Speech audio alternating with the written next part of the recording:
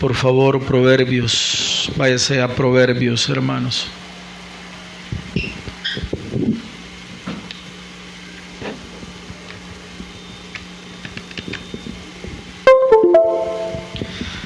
Proverbios capítulo 3.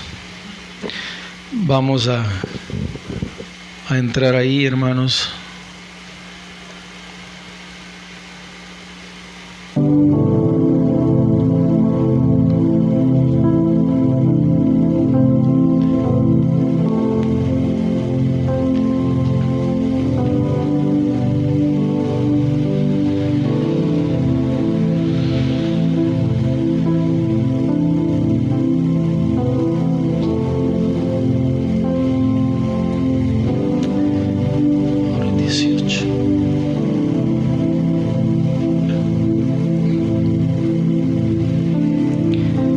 Proverbios capítulo 3, por favor.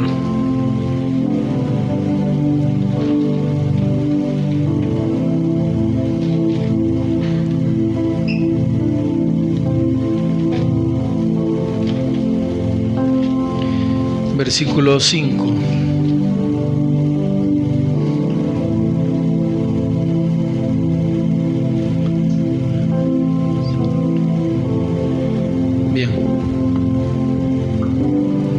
Leemos la palabra del Señor en el nombre del Padre, del Hijo y del Espíritu Santo. Confía, dice la palabra del Señor. ¿En quién? Confía en Jehová, dice, ¿verdad?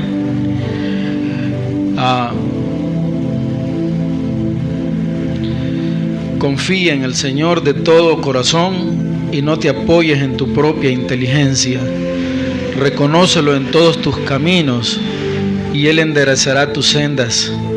No seas sabio en tu propia opinión, más bien teme al Señor y huye del mal. Esto infundirá salud a tu cuerpo y fortalecerá, ¿el que dice ahí? Tus huesos. Amén. Padre mío, gracias por esta oportunidad que nos da, Señor, esta noche. Han sido días difíciles de lluvia, Señor, pero oramos que tú tomes el control sobre estos acontecimientos naturales, Señor. Gracias porque estamos bien, Padre mío, porque estamos en nuestros hogares, Señor, sin mayor dificultad, Padre. Gracias por la protección que hay sobre toda América, Señor. Oramos, Espíritu Santo, que tú puedas guardar estas naciones. Gracias por esta ciudad, por este lugar donde estamos, en donde nos permite reunirnos en el nombre de Jesús. Nuestros corazones están agradecidos, Señor, y oramos por el necesitado. Oramos por aquel que en este momento está pasando tiempos muy duros, muy difíciles. Ábreles una puerta de paz, una puerta de bendición, en el nombre de Jesús. Amén y amén. Pueden sentarse, amados. Gloria al Señor.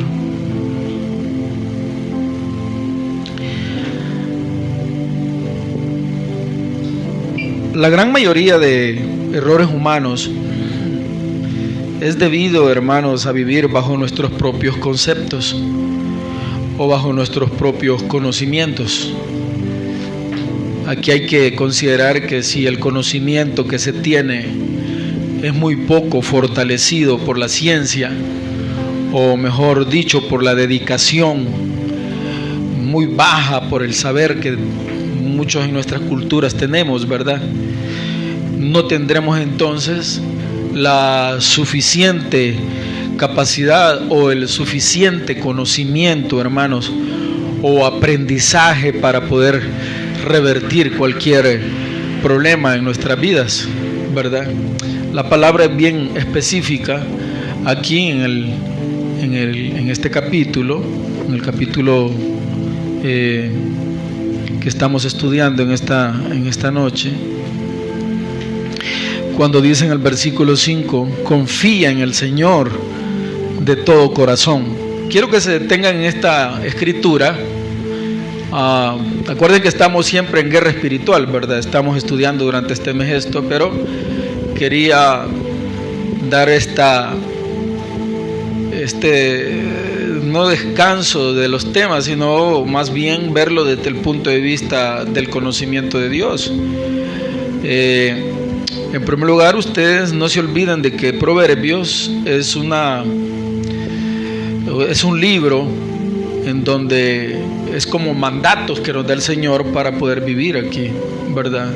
Es un mandato. Si nosotros no tenemos esa cultura de leer, usted va, por ejemplo, a Europa, usted va a encontrar personas allá muy interesadas en la lectura. Esa gente, hermanos, lee con mucho afán. Un libro se lo comen en 2 días, ¿verdad?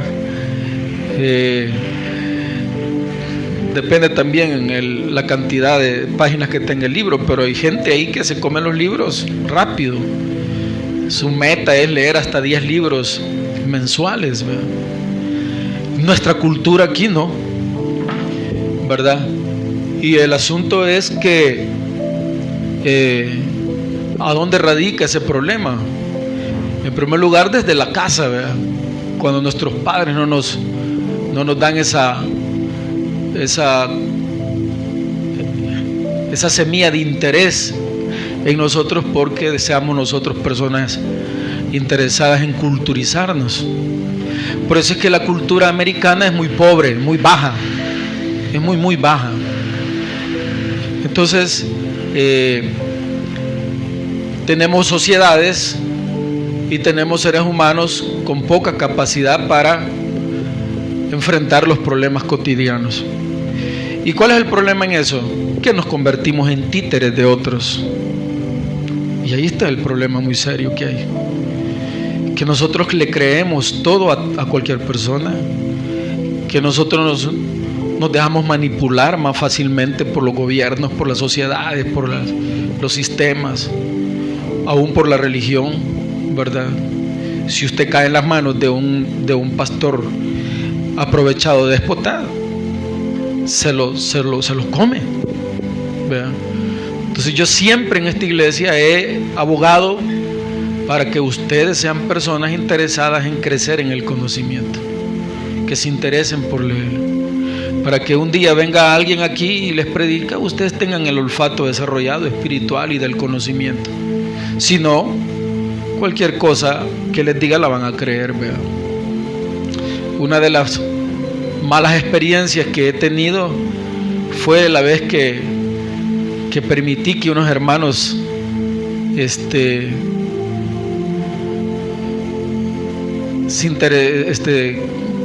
se apoderaran, mejor dicho así, de dirigir las vigilias, ¿verdad? Porque no, déjennos a nosotros, que nosotros vamos a hacer bonito, que está bien, les dije yo, háganlo. Invitaron a un varón ahí de predicador que les vino a predicar de la prosperidad, y lo que me sorprendió a mí fue que mi iglesia, mis hermanos, vea, lo que yo les había enseñado, que tuvieran cuidado con esa doctrina, ellos bien encantados de esa doctrina. Vea, felices, vea, cuando él decía que tengo 7 carros, tengo 5 casas y que no sé qué, y ese es el Dios que yo tengo, amén, decían los hermanos, bien contentos, vea. Y yo allá atrás, Señor, ¿qué pasó? ¿Cómo fue qué pasó con mis hermanos? Y el que quiera ser bendecido, que pase, quiero orar para darles esta unción. Ahí vinieron los hermanos y yo me sentí tan derrotado. Yo lloré allá en la última silla. Vea. ¿Y cuál fue el resultado de eso? Que se fueron varios con el hermano. Y ahora derrotados, están derrotados, la iglesia y ellos. Entonces, cuando el Señor habla en la Escritura a través de Salomón esto, que él dice, confía en el Señor de todo tu corazón y no te apoyes en tu propia inteligencia. En otra versión dice en tu conocimiento.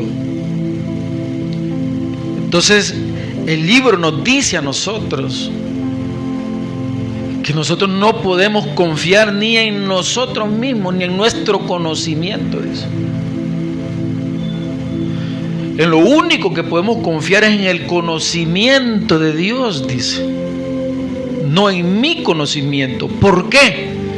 Bueno, es lógico. Si no me gusta leer, ¿qué conocimiento voy a tener? ¿En qué voy a confiar en mi interior si no tengo nada más que lo poco que pueda percibir? ¿De qué se llena mi cerebro? De lo que le esté dando, de lo que yo veo, de lo que yo oigo, de las experiencias que voy acumulando con la gente, con los vecinos. Y si yo tengo vecinos que solo les gusta chambrear, ¿qué conocimiento voy a tener?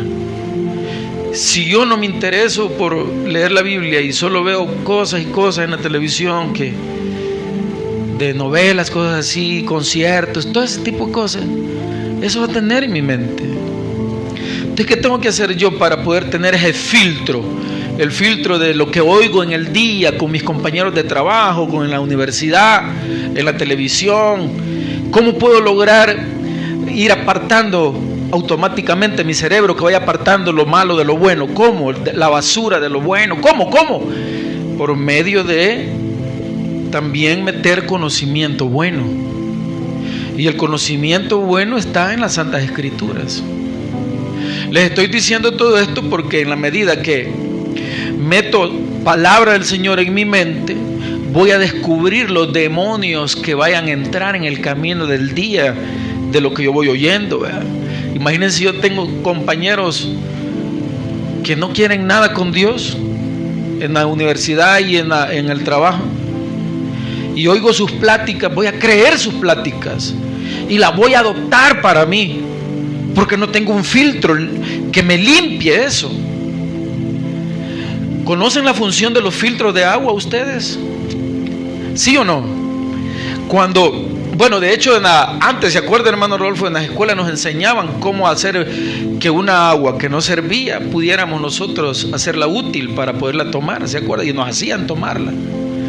Nos hacían poner en una botella o en un recipiente con un hoyo abajo una capa de tierra negra, una capa de arena, una capa de carbón, una capa de varias capas, ¿verdad? ¿Se acuerdan de eso? Lo hicieron, yo lo hice, no sé quiénes más lo hicieron aquí. Y después nos decía el profesor, ahora lo hacen, ya lo hicieron ustedes. Ya no. Ajá, ya no. ¿Ah? Ya lo hiciste vos lo hiciste. Bonita la experiencia, ¿verdad? Te tomaste el agua. Ay. Entonces, agua con zancudo le echamos, y aguas negras, ya, ¿verdad? Aguas todas sucias, echarle, salía el agua blanquita, ¿verdad? Pues esto es así.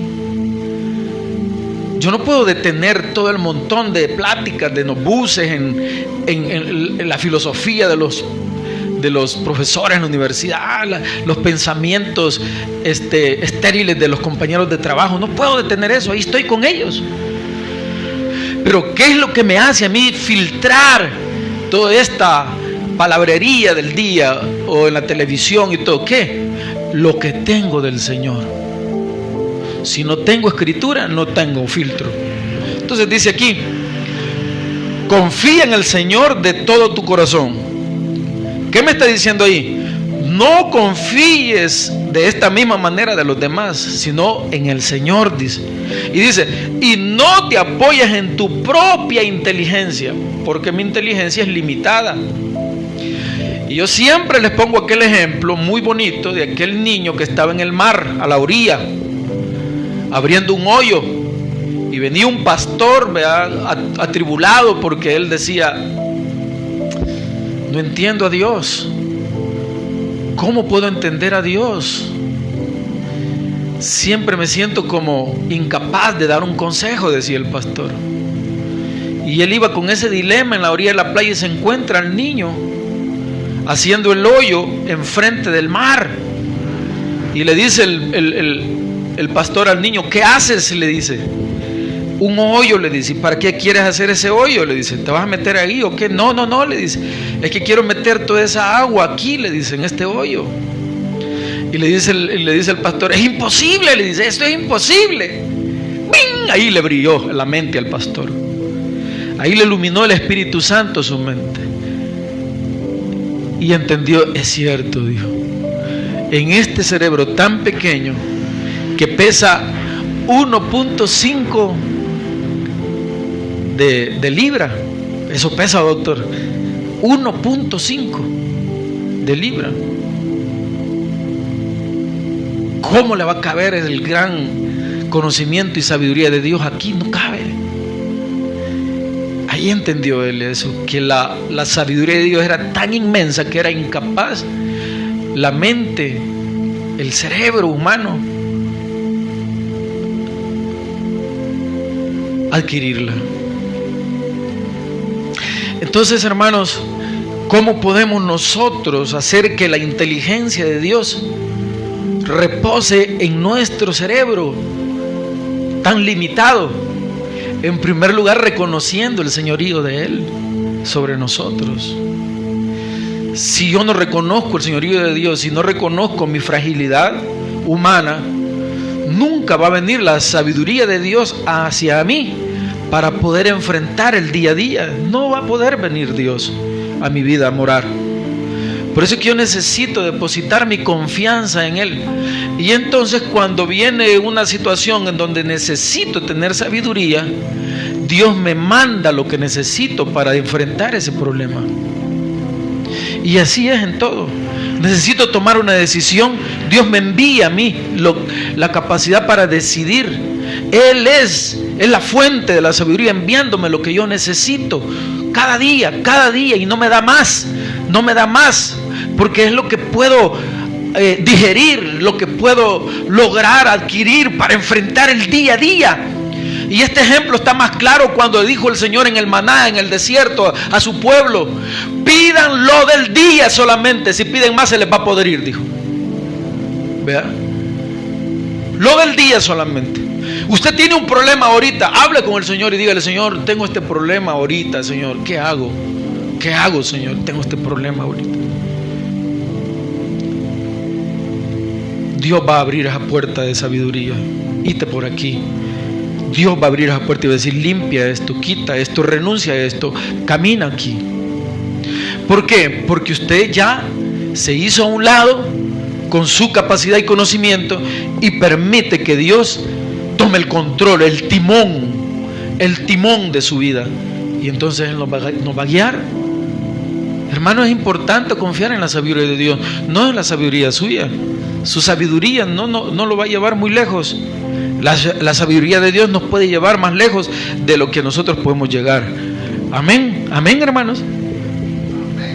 Versículo 6: reconócelo en todos tus caminos. Ahí está el secreto. Reconócelo. Si nosotros no lo reconocemos, vamos a llegar a caminos sin salida. Hoy que venía para acá, lindo el Señor, me da herramientas siempre para ustedes. Pasé comprando una mi agua en una tienda y chase, de repente tenía un muchacho y me dice: mire, me dice, para salir aquí, me dijo, hacia que Saltepeque, me dijo. No, le dije, yo no puedo, le dije. Tiene que regresarse, agarrar el redondel y agarrar la carretera y Los Chorros. Esta no tiene salida, le dije. Mire. ¿Por qué se vino él por acá? Porque no reconoce el camino para llegar a Quesaltepeque. ¿Por qué no podemos llegar nosotros más allá? Porque no reconocemos los caminos. Cuando reconocemos a Dios en todos nuestros caminos sin salida, Él es el que nos va a dar a nosotros la salida. Nosotros no. En la vida vamos a entrar a senderos que no conocemos. Wilito, en la vida vamos a encontrarnos en senderos que no los conocemos. Necesitamos estar todos los días cerca de Dios para poder salir de esos senderos en los que no conocemos su salida. Amén, hermano. Necesitamos eso. Si no, vamos a andar, hermanos, golpeándonos la frente a cada momento. Entonces, entremos a este detalle que les traigo. Les repito, la gran mayoría de los errores humanos es debido a vivir bajo nuestros propios conceptos o bajo nuestros propios conocimientos. Si hay alguien que nos quiere enseñar algo, démosles la oportunidad a ellos de enseñarnos. Nunca le digamos a otros, no, muchas gracias, no quiero saber, no. Si hay alguien que quiere darnos, por muy sencillo que sea un conocimiento, hay que decirle muchas gracias, enséñemelo, dígame. No se crean sabiondos, porque ese es el grave error de todos los seres humanos, que creemos saberlo todo y no sabemos nada. Nosotros, cuando alguien nos diga, quiero que enseñarte esto, ¿me permite? Sí, dígale, con gusto. La cultura japonesa, cuando hay un señor que se va a retirar de una empresa, 10 años antes del retiro del señor en esa posición en una empresa, le llevan a uno. Y este que estaba en su posición se convierte en el mentor de la persona que va a ser el que lo va a sustituir. Imagínense, 10 años antes. Y está a la par del Señor, ahí, a la par del Señor está. 10 años antes. Aprendiendo todas sus mañas, todo su conocimiento, aprendiendo todos sus detalles mínimos para poder llevar bien a cabo aquella posición. Cuando el Señor se retira, esa empresa no sufre ninguna situación negativa en esa posición, porque el que ha quedado perfectamente enseñado por su mentor. Y cuando él se va, le dice muchas gracias, muchas gracias. Lo despiden con honores. Aquí un día antes que lo quieren eliminar, le dan a uno. Por eso es que cada rato estas empresas están sufriendo, se les va la gente, porque no tienen una identidad con las empresas, porque ellos no siembran en el conocimiento de su trabajador. Más ahora que todas las empresas son como maquilas, ¿verdad? Van solo los jóvenes, ya cuando usted llega a los 30 ya no sirve, fuera. Ahora imaginen nosotros que pasamos los 50, ya no nos quieren, hermano.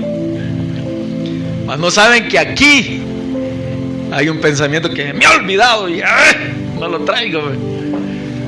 Pero dice que el joven tiene la fuerza, pero el viejo tiene el conocimiento, dice.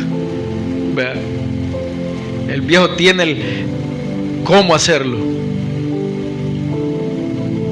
Entonces, hermanos, todos los problemas, toda situación difícil puede ser vencida con conocimiento. Entre menos conocimiento, menos capacidad para resolver situaciones.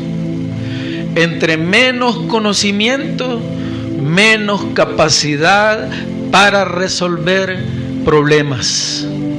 Repito, entre menos conocimiento de Dios, menos capacidad para resolver situaciones o problemas. Necesitamos el conocimiento de Dios. Romanos 12, 1 y 2 dice: por lo tanto, hermanos, tomando en cuenta la misericordia de Dios, ruego que cada uno de ustedes en adoración espiritual ofrezca su cuerpo como sacrificio vivo, santo y agradable a Dios. No se amolden al mundo actual, sino sean transformados mediante la renovación de su mente, dice. Así podrán comprobar cómo es la voluntad de Dios, buena, agradable y perfecta, dice. Oigan, cuando usted llene su cerebro de la sabiduría de Jehová, por el Señor le dijo a Salomón, bien has pedido, le dijo, porque le dijo que quería sabiduría. ¿Qué quieres que te dé? Sabiduría. Bien has pedido, le dijo. La sabiduría lo es todo, pero no la sabiduría humana, ni es el dominio sobre ciertas áreas para desarrollarse en el mundo. No, la sabiduría de Dios es la que nos ayuda a resolver las situaciones. La otra sabiduría empírica, la sabiduría sobre ciertas situaciones, sobre ciertas herramientas, sobre ciertos equipos, para desarrollar carreras y todo. Esa sabiduría solo le va a servir a usted para vivir aquí en la tierra, pero para enfrentar los problemas es la sabiduría de Dios. Y usted sabe que todos los días vienen problemas a nuestra vida. Por eso es que necesitamos la sabiduría de Dios para poder salir adelante de los problemas diarios, incluyendo los laborales. Ahí el Señor dice, por tanto, eso: no te acomodes al mundo actual, no te acomodes, porque el mundo actual quiere sabiduría humana. Ahí le preguntaron a un cantante mexicano, oigan, y esto es popular, es ya conocido por millones. Dante Gebel le pregunta a Cristian Castro, un cantante mexicano, le dice: ¿tú qué haces en el día? Nada, le dijo. Le dice: ¿qué haces en el día? Nada, nada. O sea, si tú me invitas a tu casa y llego, ¿a qué me invitarías a hacer? Nada, a sentarte, y yo no hago nada. Entonces, eso quiere la gente ahora, oír eso. ¿Y cómo es que tiene? Creo yo que es algo falso eso, porque tiene éxito en la música, y en la música tiene que sentar a escribir, tiene que sentarse a hacer algo. Pero vamos a lo que él dijo, ¿verdad? Entonces, si nosotros en la vida andamos de la misma manera, no queriendo hacer nada, entonces nuestros resultados sí verdaderamente van a ser negativos. Yo le traigo varios versículos. De hecho, en la Escritura hay más de 40 versículos respecto al conocimiento y su importancia. Y quiero hacer énfasis en esto porque en la medida que tengamos más conocimiento de Dios, vamos a tener mayor olfato espiritual y vamos a identificar todos los demonios que nos están molestando, todos aquellos espíritus que están dañándonos, afectándonos, los vamos a identificar inmediatamente. El olfato espiritual se desarrolla por medio del conocimiento de Dios. Por medio del conocimiento de Dios se desarrolla el olfato espiritual. Entre menos conocimiento de Dios, menos olfato espiritual. Y entonces vamos a identificar menos a los demonios que están molestándonos cotidianamente. Uno de los versículos importantes es este, Proverbios 1:7. El temor del Señor es el principio del conocimiento. Los necios desprecian la sabiduría y la disciplina. Miren qué interesante es el versículo. El temor del Señor es el principio del conocimiento. Si usted quiere tener sabiduría y conocimiento de lo alto, lo primero que tiene que hacer es saber que hay un Dios a quien tiene que honrar, respetar, valorar, darle su lugar. Y cuando el Señor mira eso, dice: Él ya entendió el principio de la sabiduría. La llave para que la sabiduría de Dios venga sobre nosotros es, en primer lugar, reconociendo al Rey de Reyes y Señor de Señores como nuestra máxima autoridad. Si no tenemos esa capacidad de reconocerlo a Él y tenerle respeto y amor y honor a Él, entonces la llave de la sabiduría siempre va a estar escondida para nosotros. Pero si usted comienza a respetar a papá, bienvenido, porque la puerta de la sabiduría se le va a abrir. ¿Quiénes no van a obtener esta llave? Dice Proverbios 1:7, los necios, porque ellos desprecian esa sabiduría. ¿Y qué más desprecian los necios? La disciplina. No les interesa dedicarle un tiempo a la escritura, no les interesa dedicarle un tiempo a la oración, y usted tiene que no ser de ese tipo de personas. Usted valore, aproveche las horas del día como para buscar un momento para estar con Dios.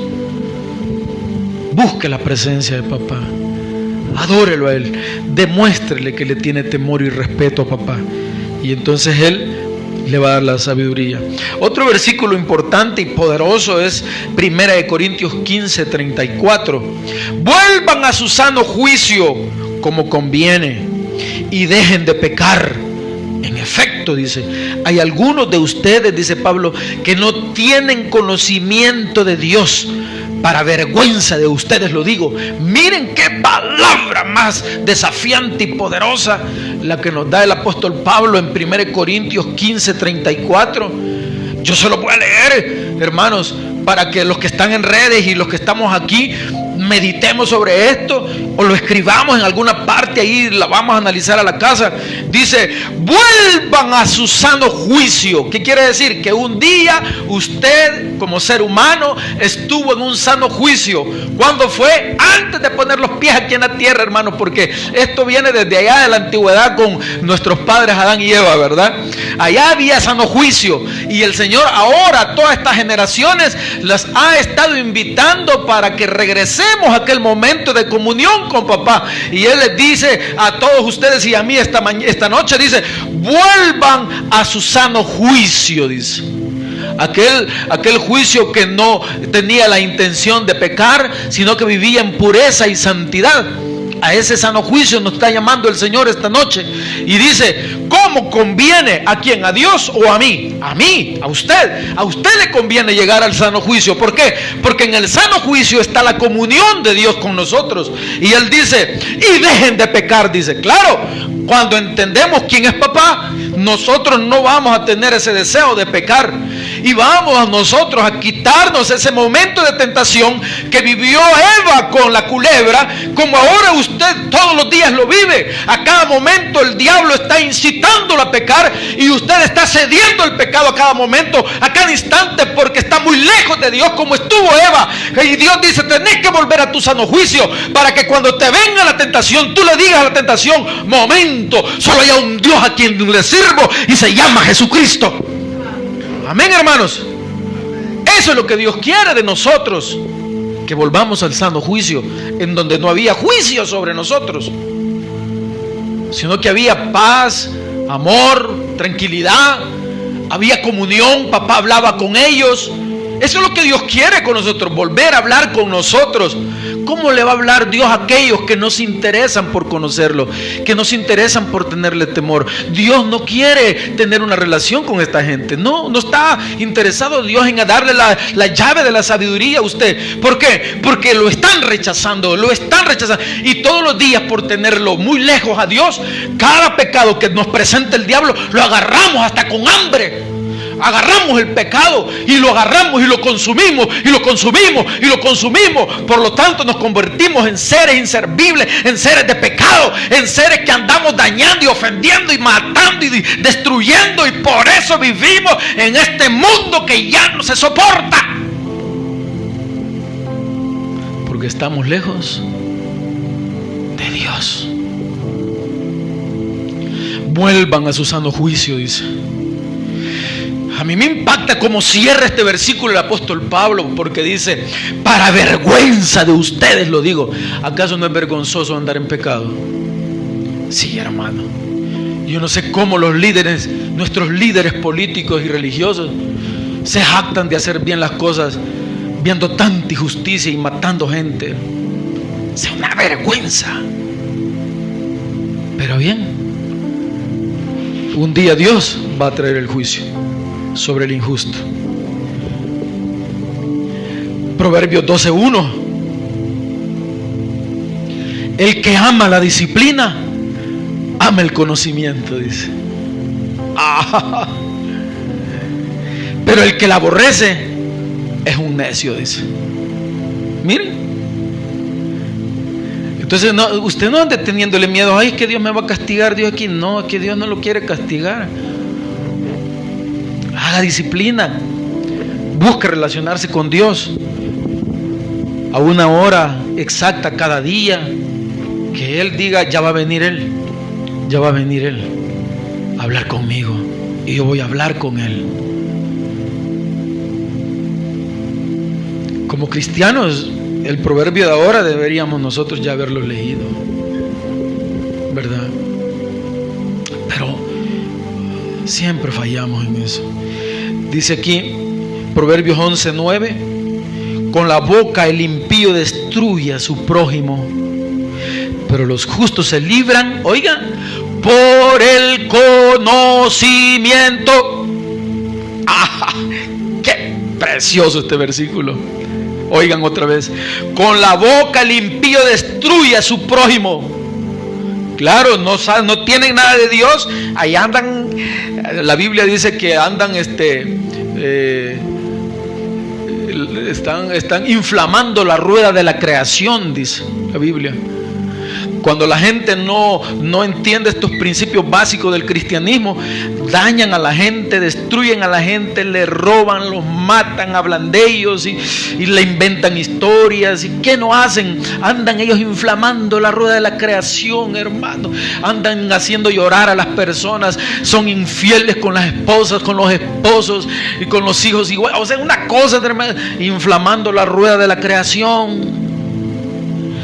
Por eso dice, con la boca el impío destruye a su prójimo. Coma. Pero, dice, los justos, o sea, los que tienen disciplina, los que leen la Biblia, los que buscan de Dios, se libran. ¿Por qué?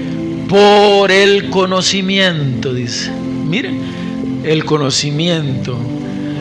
Ahí está la clave para decirle al demonio del chambre: yo no tengo nada contigo. Cuando usted le llegue a alguien que le diga: mira, ya se dio cuenta que el hermano tal, la fulana tal, ya viera, hermano, usted dígale: un momento, yo no presto mis oídos para eso. Ahí usted está agarrando al demonio del chambre, de los cachos, hermano, y lo está sacando de su vida. Nunca presten sus oídos a los chambres. Nunca presten sus labios para inventar historias o chambres para otros. No, hermano. Que no aniden en su corazón cosas incorrectas de ese nivel ni de otros. Son demonios. Pero cuando usted tiene el conocimiento de Dios, esos demonios no van a entrar a usted y usted no va a ser usado por ellos. Y usted no se va a convertir en una persona que inflame la rueda de la creación. ¿Qué va a hacer con eso? Está destruyendo todo ataque del infierno. Está usted destruyendo todo demonio, toda impureza que le viene a molestar, por medio del conocimiento de Jehová. Un gloria a Dios, aunque sea, hermanos. Segunda de Pedro 1:3. Su divino poder, al darnos el conocimiento de aquel que nos llamó por su propia gloria y excelencia, nos ha concedido todas las cosas que necesitamos, ojo, para vivir como Dios manda, dice la palabra. Miren, hermanos, miren este versículo poderoso. Su divino poder, al darnos el conocimiento de aquel que nos llamó por su propia gloria y excelencia, nos ha concedido todas las cosas que necesitamos para vivir como Dios manda, dice. Miren, segunda de Pedro 1:3. Ahí se nos va el afán. ¿Por qué vivimos en afán? Porque el demonio del afán se ha apoderado de nuestras vidas. Porque el demonio de la inconformidad se ha apoderado de nuestras vidas. Porque el demonio de la avaricia se ha apoderado de nuestras vidas. Porque el demonio de la codicia se ha apoderado de nuestras vidas. Porque el demonio de la muerte se ha apoderado de nuestras vidas. Por esto, porque el divino poder de Dios no está en nosotros. No hay conocimiento de lo alto, de su gloria y de su excelencia. Por lo tanto, estamos aquí, hermanos, tan ansiosos y atormentados, y no podemos tener lo que Dios quiere darnos para que podamos vivir como Dios manda.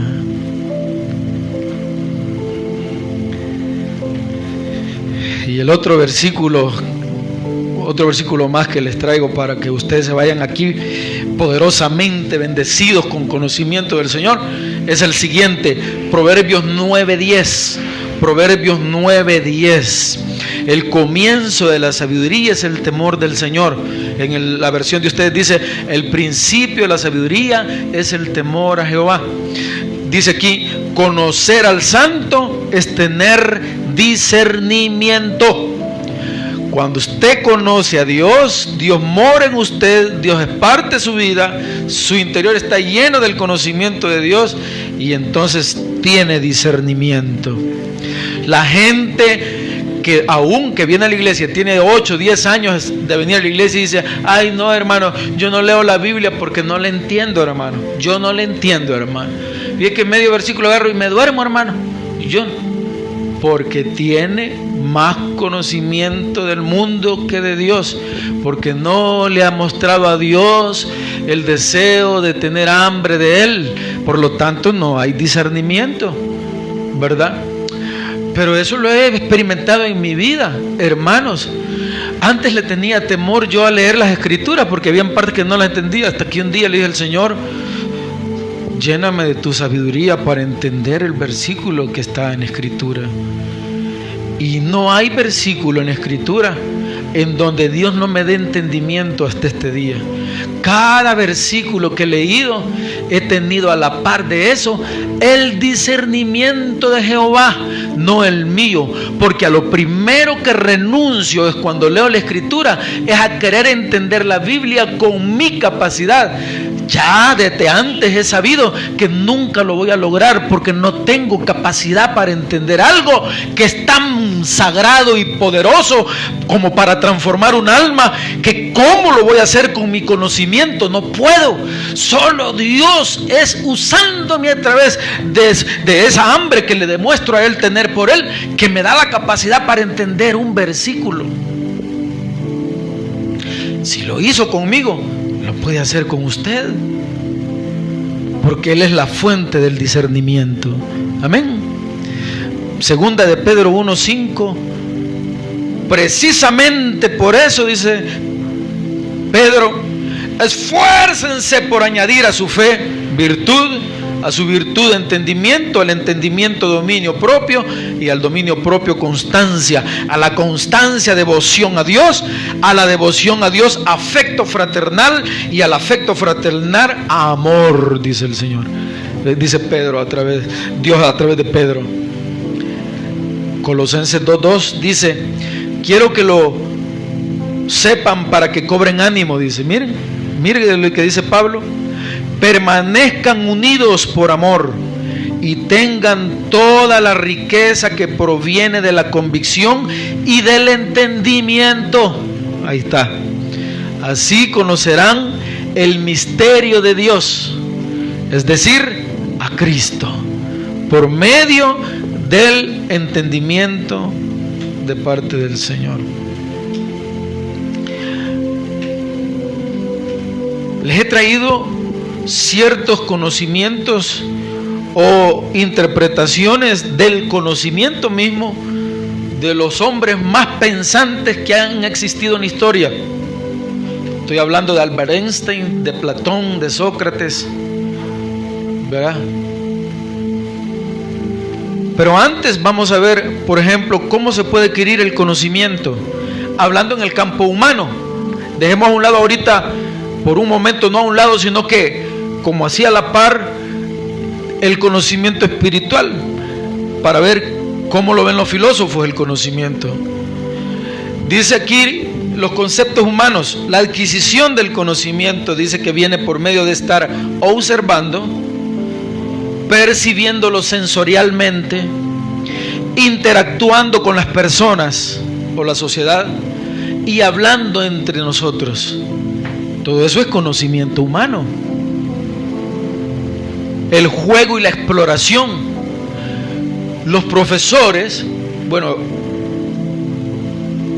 Rafa es profesor. En el concepto antiguo de la enseñanza se decía que la función o el objetivo de un profesor es desarrollar la curiosidad en el niño o la persona. Esa es la función de un profesor. Hoy los profesores, eso se olvidaron. Hoy solo les dicen copia y pegue, copie y pegue. Eso dicen.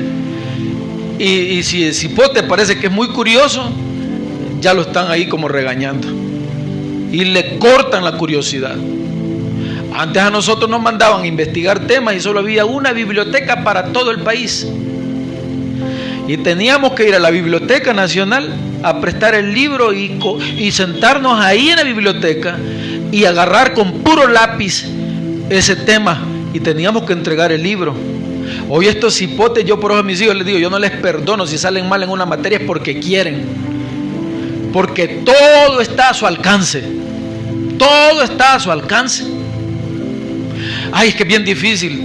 ¿Cuándo ha sido fácil? Si antes habían médicos como ahora, que están saliendo con menos herramientas que ahora. Todo está más fácil para esta gente ahora. Todo está más fácil. Obviamente que el que tiene disciplina y dedicación le va a costar. Bueno, es lo menos, es lo mínimo. Pero antes era más difícil, hermano. Antes hasta nos peleábamos por un libro en las bibliotecas.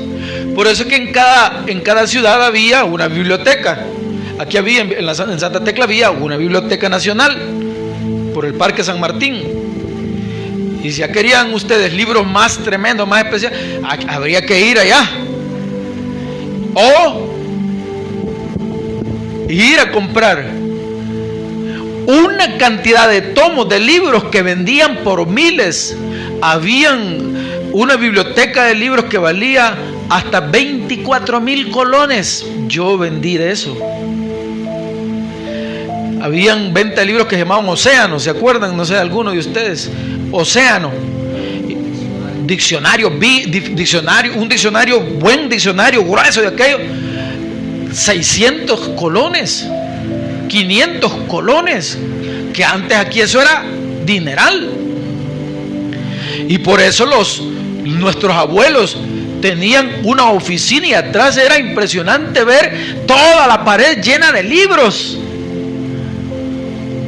Ahora eso ya no hay. Ajá.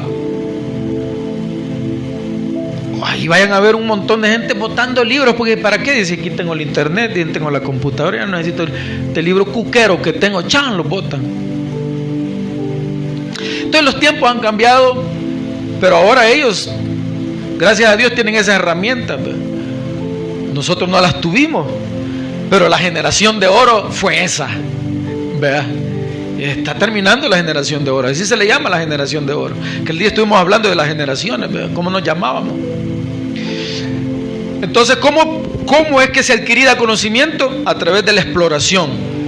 Ahora se adquiere a través de la tecnología, a través del acceso a las redes, a la información. Y entonces, ahora se desarrolla curiosidad y aprendizaje basado en la investigación. Eso es el conocimiento ahora humano. ¿Cómo se adquiere el conocimiento? Bueno, ya lo acabamos de ver arriba, pero hay otra forma que me interesó que lo conozcan ustedes. Dice que es el proceso de adquisición del conocimiento en el modelo por el cual el ser humano aprende y desarrolla su inteligencia. Un proceso de construcción del conocimiento necesario para desarrollarnos como personas y adquirir herramientas que nos permitan hacer frente a los desafíos de nuestra sociedad. Pero el Espíritu Santo ahorita me está diciendo que les diga esto, que me está haciendo sentir esto. Dice que es lo mismo. Si usted quiere conocer el reino de los cielos y lo que hay, pues venga y haga lo mismo. Explore, busque, sea curioso, tome disciplina, aproveche las herramientas, que en el caso de nosotros serían las Santas Escrituras, la meditación, la observación. El Espíritu Santo me pone en mi corazón que les diga: ve lo que está sucediendo alrededor del mundo, en sus sociedades, en su gente, cómo se están enfermando, etcétera, etcétera, etcétera. Dense en cuenta de todo eso, para que tengan el conocimiento y el discernimiento en los tiempos y se den cuenta que nunca antes he estado más cerca de ustedes que ahora para llegar. La venida de Jesucristo está más cerca que nunca, hermanos. Tenemos ahorita la posibilidad de ser la generación que pueda ver venir la venida, que pueda tener el privilegio de experimentar la venida de Jesucristo. Es posible que me equivoque, pero cuando usted mira los periodos para que venga Cristo, usted y yo estamos muy cerca que todos aquellos. Y es posible que nos muramos y no veamos la venida, pero todos los acontecimientos o nos pone a las puertas de su venida, o ya podamos experimentar la venida de Jesucristo. Unos se ríen de esto, otros no creen, otros dicen otro cuento más. Van a pasar otros 2000 años y no va a venir y va a quedar burlado. La palabra de Dios no queda burlada, hermanos. Es posible, por eso les digo, que no veamos nosotros la venida de Cristo, pero que estemos cerca, garantizado. Que estamos más cerca que todas las generaciones pasadas, sin duda. ¿Y cómo lo garantizan? Ve y lee e investiga. No me creas a mí. No hay mejor proceso de convencimiento que el que usted agarre un lápiz y comience a escribir y anotar periodos y anotar todos los datos a través de su investigación, y usted saca la conclusión: ¿a cuánto estamos de la venida del Señor? Si lejos o muy cerca, o ya cerca, más cerca que nunca de la venida del Señor. Eso, por medio de su investigación, lo va a conseguir. Usted no me crea a mí. Yo siempre les he dicho: ustedes no crean lo que les digo, vayan e investiguen ustedes, ¿verdad? Entonces, hermanos, así se adquiere el conocimiento. Entonces, el Espíritu Santo me hacía que me parara un momento y que les dijera eso, ¿verdad? Ahora bien, ¿cuál es la mejor frase de Einstein en esta situación del conocimiento? Dice él: la imaginación es más importante que el conocimiento, dice él. Pero siempre la imaginación la va a dar el Señor. Sin la sabiduría de Él no te puedes imaginar nada. Necesitamos la sabiduría de Dios para podernos imaginar los escenarios más reales en cuanto a la verdad de Jesucristo. De lo contrario, todo va a ser algo irreal. Cristo no es irreal. Otro pensamiento de él es: la locura es hacer lo mismo una y otra vez, esperando obtener resultados diferentes. La única forma como nuestra fe puede aumentar es en la medida de que nosotros, si ahora no leemos la Biblia, pues nos pongamos ahora a leer la Biblia, ¿verdad? Pero si usted piensa que va a tener más fe sin leer la Biblia, déjeme decirle que lo puedo venir a ver dentro de 25 años y usted va a seguir siendo la misma persona en cuanto a conocimiento, con muy poco. Pero si usted ahora comienza a leer la Biblia, entonces va a creer más en aquel que hizo todo esto. ¿Por qué? Porque entonces usted mismo se encontró con la verdad irrefutable, que es que Cristo es real, ¿verdad? Por medio de la Escritura usted puede darse cuenta, y a través de la revelación del Espíritu Santo y a través de la honestidad para leer las Santas Escrituras, cómo es que el Espíritu Santo se le va a manifestar a usted y le va a llenar de convencimiento, y por lo tanto su fe va a crecer más y más y más. No por lo que diga un predicador o un hombre que maneje una oratoria y un tema que usted va a creer, no porque vaya usted a visitar un templo muy bonito y sea todo tan lindo y precioso y la alabanza. No, no, no, no. Usted solo puede conocer a Jesucristo por medio de que usted se siente con disciplina y reconozca el señorío de papá, y cuando él lo vea con hambre le va a decir al Señor: aquí está mi conocimiento, ahora me revelo a ti. Dice la palabra: buscadme y me hallaréis. Así dice la palabra: búsquenme y me hallarán, dice. De lo contrario, no lo vamos a encontrar. Y siempre vamos a tener una fe tan mínima y tan poca que no va a ser capaz para poder tener una vida en plenitud cotidianamente. Porque es tan poca y débil mi fe que cuando algo suene muy fuerte, entonces le voy a creer más a ese sonido que a la misma existencia y al poder de Dios. Va a venir un problema tan grandote y no voy a tener la capacidad de decirle al problema: oye, problema, eres tan grande, pero quiero decirte que es más grande en el Señor que he creído que ese problema. Y una enfermedad nos va a matar tan sencillamente, hermano, porque le hemos creído más a la medicina, le hemos creído más al diablo que a Dios. Si usted ahora le cree más a Cristo, usted va a comenzar a dinamitar todos aquellos demonios de incredulidad y de falta de fe que tenga, y se van a alejar, y se le va a ver usted el gran espacio, hermano, donde va a haber el sendero, en donde allá está el trono de papá esperándolo de ti hace rato, diciéndole: hijo, ¿todavía vas a seguir llorando con ese problema o vas a creer en lo que yo puedo hacer por ti? Es Dios, hermano. Ahora, yo siempre he creído que nunca voy a tener la capacidad de convencerlos a ustedes. Más si no son personas que tienen disciplina para venir a buscar de Dios. Gracias a Dios siempre ustedes están. Pero los que no, que solo ellos vienen a oír un mensaje, ¿cómo les va a crecer la fe? No les va a crecer la fe nunca. Y si a eso le agregamos a que no leen la Biblia, ¿cómo? Y si a eso le agregamos que no escuchan mensajes, ¿cómo? Y si a eso le agregamos que no cantan alabanza, ¿cómo va a crecer la fe? Imposible. Imposible. La verdad es muy pesada, pero hay que decirla. ¿Sabe por qué? Porque cada vez siento más la exigencia de parte del Espíritu Santo de desafiar a todo aquel que me escuche para que entienda que separado de Dios nunca va a hacer nada. Siempre va a estar cansado, siempre va a estar desanimado, siempre va a decir que la iglesia es mentira, siempre va a decir que la enfermedad lo vence, que los problemas lo vencen, porque no van a tener la capacidad para esperar con fe en aquel que puede cambiar todo en un chisquillo. Lo que usted haga en 10 años, Dios lo puede hacer en 10 segundos. 10 segundos.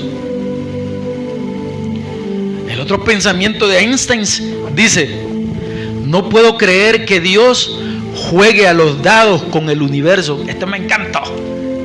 Esto me encantó.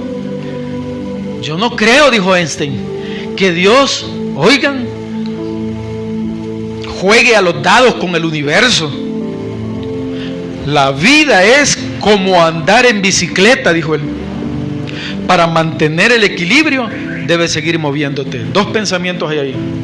El primero, que después de que este hombre se dio a la ciencia y a investigar todo el universo y la masa y todo esto, él dijo: no puedo creer que Dios juegue a los dados con el universo. O sea, que todo sea una suerte, ¿verdad? Que este mundo esté ahí, hermanos, que no se cae solo porque, pues sí, de casualidad. No, que estén pasando a cada rato rocas grandotas cerca de la tierra y se desintegren en la atmósfera. Usted está dormido y pasan las rocas, ni cuenta nos damos, hermano. Desintegradas en la atmósfera.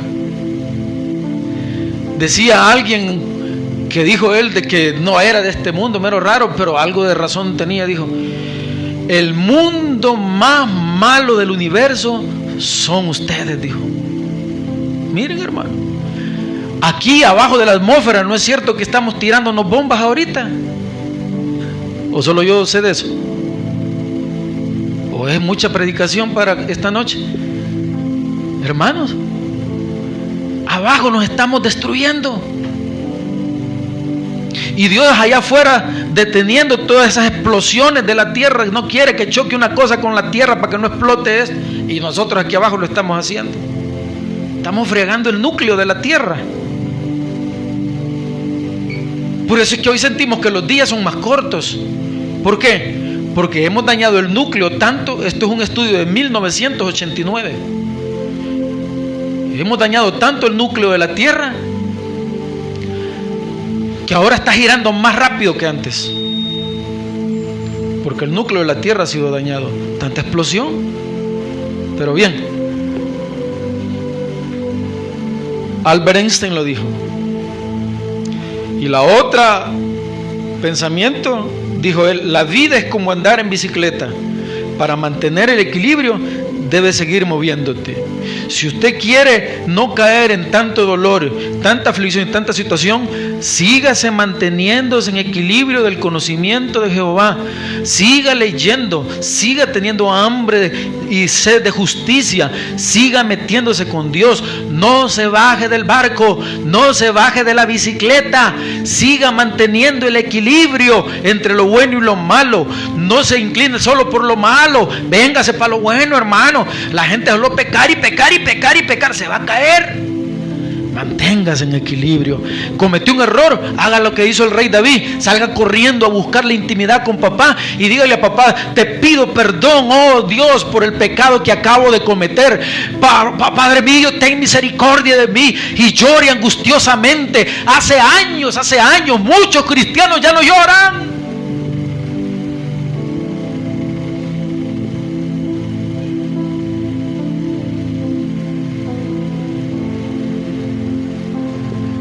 Hoy en día la iglesia exige tanto a los pastores, pero ellos no hacen nada para que aquello funcione, ni en sus vidas ni en las iglesias. Mantenga el equilibrio. Mantenga el equilibrio.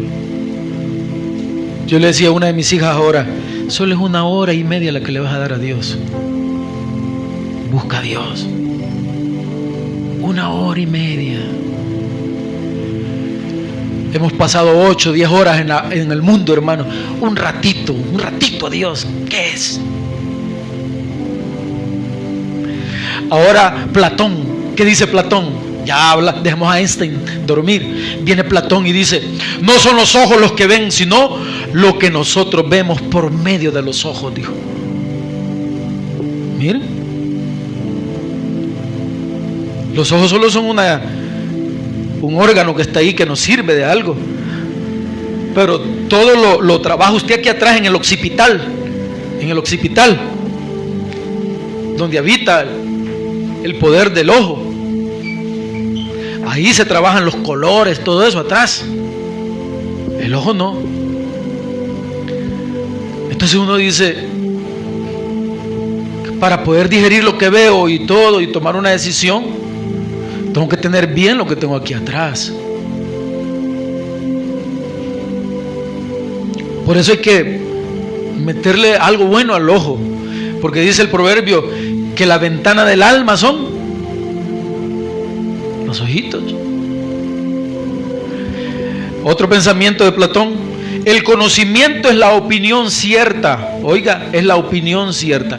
El sabio querrá estar siempre con quien sea mejor que él. Todo lo que se llama estudiar y aprender no es otra cosa que recordar, dice él. Entonces, la mejor manera como nosotros podemos convertirnos en mejores seres humanos es teniendo un buen círculo de amistades. Amistades que no me abonen a ser una persona mala. El que me esté incitando a hacer algo malo, salga corriendo de ese, porque por ese me puede llevar al infierno y a la cárcel y hacer un pecado grave. Tenga mucho cuidado. Voy corriendo. El objetivo, dice el otro pensamiento, de la educación es la virtud y la meta de convertirse en un buen ciudadano. Oigan eso. El objetivo, dijo Platón, de la educación es la virtud y la meta de convertirse en un buen ciudadano.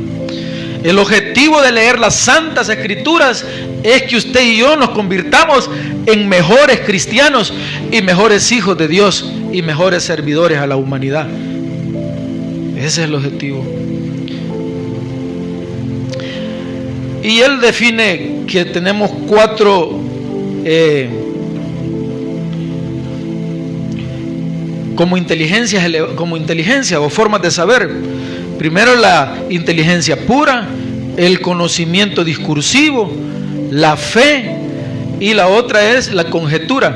Me llamó mucho respecto, bueno, las 4, ¿verdad? Pero el conocimiento, por ejemplo, la inteligencia pura, en cuanto al conocimiento, dice que es el espíritu supremo con la esencia de la sabiduría absoluta y claridad sin confusiones, dice. La inteligencia pura en cuanto a conocimiento. De ahí está el conocimiento discursivo, dice que es el conocimiento que se obtiene a través de la reflexión. Usted y yo debemos de entrar a oración y a buscar y a reflexionar qué cosas buenas hice, qué cosas malas hice, y entonces buscar el equilibrio para no caerse de la bicicleta. ¿Ya?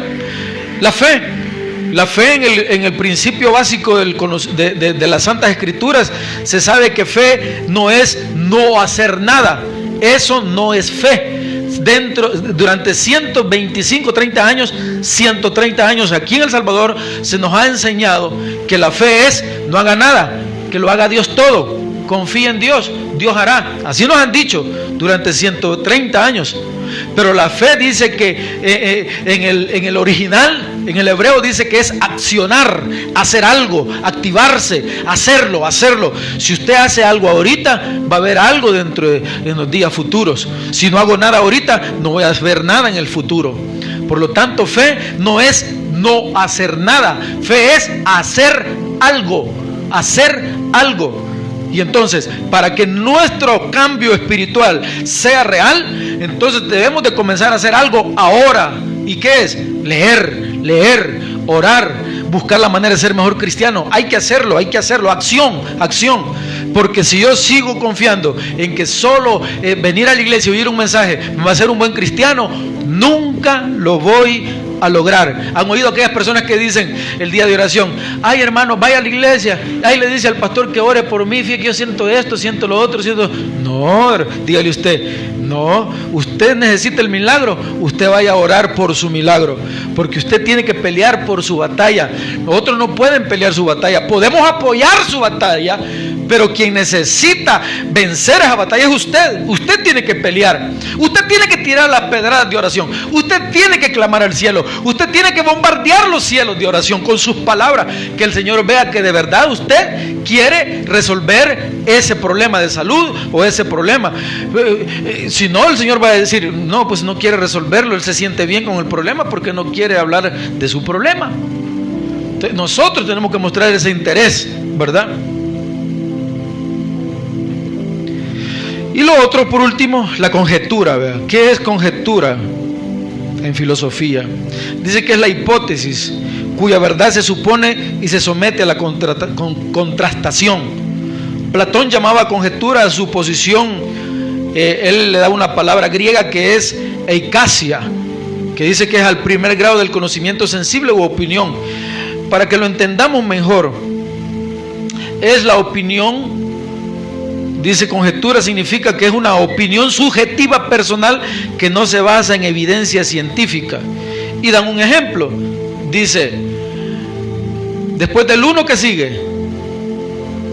¿Ah? Después del 2, ¿qué sigue? Después del 3, ¿qué sigue? Todo lo que acaban de hacer ustedes ahorita es conjetura. ¿Qué es conjetura? Saber o suponer que después de un número sigue el otro. Pero que existe, ¿verdad? Entonces, eso es conjetura. Entonces, hermanos, usted cuando dice: ¿será posible que Dios sea real? Solamente a través del conocimiento y la investigación, esa conjetura de esa pregunta que usted tiene, usted mismo se la va a responder. Pero hay que leer, ¿verdad? Concluimos, amados hermanos. Me faltó Sócrates, ¿verdad? O ya lo dijo Sócrates, ya dije Sócrates. ¿Qué dicen ustedes? No lo dije, ¿verdad? Platón dije, y Einstein. Y dice Sócrates: era perfectamente consciente él de que el conocimiento, dice, es una condición previa de la arete, o sea, virtud. Es decir, la virtud supone la ciencia, pero no se reduce por completo a la ciencia. El puro conocimiento no es suficiente, dice, que para eso hay que ponerle fe, dice. ¿Ya? Entonces, con el conocimiento y la fe, usted descubre una puerta de sabiduría exacta en su vida, y eso le va a dar a usted una vida en plenitud todos los días. Usted no pretende vivir una vida en plenitud la otra semana. Mañana usted tiene que vivir en plenitud. Amén, amados. Entonces termino con lo siguiente: no podemos seguir, amados hermanos, viviendo sin interesarnos en el saber, en querer conocer a Dios, en desarrollar más conocimiento en Él. Y en este caso, el que nos compete realmente es el conocimiento de Dios. Entre más conozcamos de Él, será más fácil vencer a los demonios que nos persiguen, y seremos más fuertes en el mundo espiritual, y seremos mejores seres humanos debido a la sensibilidad que ésta produce en nuestro interior. Porque cuando leemos y conocemos a Dios, seremos más sensibles. Aquellos que están haciendo la guerra ahora es porque realmente no quieren conocer al verdadero Dios, al verdadero Dios. Entre menos conocimiento, más manipulados seremos. Entre más conocimientos, seremos más libres. Y conoceréis la verdad, y la verdad os hará libres. Amados hermanos, con mucho amor y cariño, el que tenga oídos para oír, que oiga la palabra del Señor. Denle un aplauso al Rey, hermanos. Que Dios me los bendiga en este momento. Vamos a cerrar la reunión.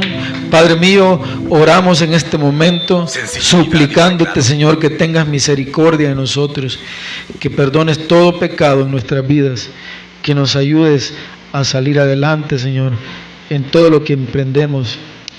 Padre mío, perdónanos.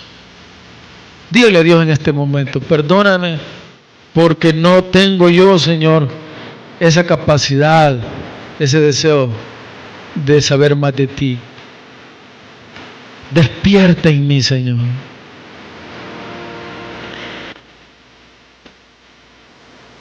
Despierta en mí el deseo de querer conocer de ti, Señor. Por favor, despierta, Señor. Padre, bendice esta iglesia, Señor. Bendice la vida de mis hermanos. Por favor, Espíritu Santo,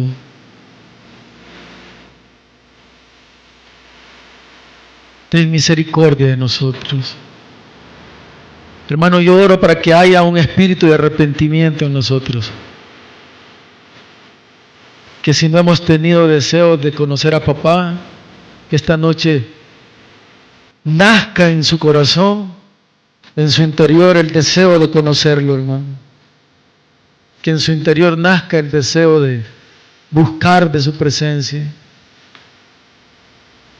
Mi alma está angustiada, hermanos. Tengo temores de que muchos de mi gente, de mis hermanos de la iglesia, si viene Cristo, se queden, hermanos, y puedan vivir en un tiempo de tribulación muy fuerte. Arrepintámonos esta noche, hermanos. Pidámosle perdón a Dios por esto, por no ser sensibles a Él, por rechazarlo, por desear más las cosas del mundo que Dios. Pidámosle perdón a Dios en el nombre poderoso de Jesús. Si usted es una persona muy insensible, nunca ha llorado por las cosas de Dios, si usted le cree más a lo que oye de los demás profesores, filósofos, si usted le cree más a lo que mira en las redes, pídale perdón a Dios. Se puede llevar una gran sorpresa, hermanos, si Cristo viene. Pídale perdón a Dios. Si usted es de los que rechazan la enseñanza, pídale perdón a Dios. No pierde nada si usted se arrepiente. Y gana mucho si con honestidad se arrepiente, viene Cristo y se da cuenta que todo eso es real. Mi experiencia le puede decir de que Dios es real, que Dios existe. Dios mío, yo, Óscar Ortega, este pastor de esta iglesia, te pide perdón, Señor. Te pide perdón por todas las cosas que no se han hecho bien, por las dudas que muchas veces me vinieron a mi mente. Yo te pido perdón. Ayúdame, Señor, a mantenerme en equilibrio, Señor, y a vivir para ti todos los días. Dame fuerzas, Señor. Dame fuerzas. Oro por sanidad sobre todo aquel que necesita ser sano. Oro, Señor, para que tú escondas en tus manos a mis amados hermanos. Que tú los bendigas, Señor. En el nombre de Jesús. Gracias. Gracias por las cosas bonitas que tú harás en este lugar, en esta iglesia, en los hogares de mis hermanos. Oro por todos los que están aquí esta noche. Sé que han recibido este mensaje con sencillez, con amor. Oro que tú les bendigas y los transformes. En el nombre de Jesús. En el nombre de Jesús, Señor. Recibe el espíritu de arrepentimiento de nosotros. Te lo ruego, Espíritu Santo. En el nombre de Jesús hemos orado. Oro para que tú bendigas esta nación. Que tú bendigas esta nación. Que tú bendigas a nuestra familia. Por favor, Señor, perdónanos. Gracias por esta noche, Señor. Hermano, que Dios te bendiga mucho. Que Dios te llene de paz y de alegría. Que el día de mañana usted pueda vivir con alegría, en plenitud y en paz. Que usted pueda ser feliz en su casa el día de mañana. En el nombre de Jesús. Que no le falte el alimento en su mesa. En el nombre de Jesús. Oro en esta noche. Gracias, Señor. En el nombre de Jesús hemos orado. ¿Y cómo dice la iglesia? Amén. Denle un aplauso al Señor, hermanos. Que Dios me lo